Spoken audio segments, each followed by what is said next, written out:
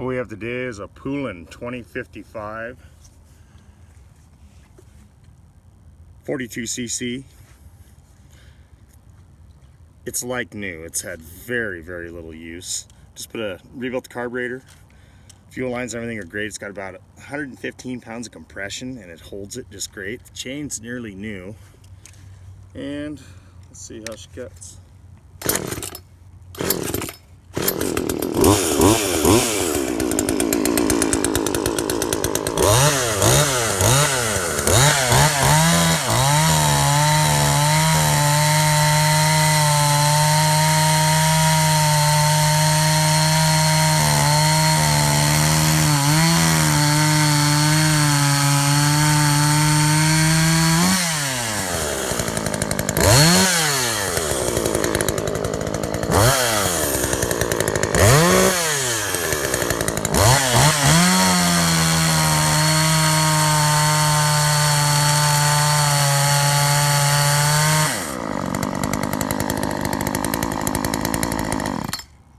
Good run soft.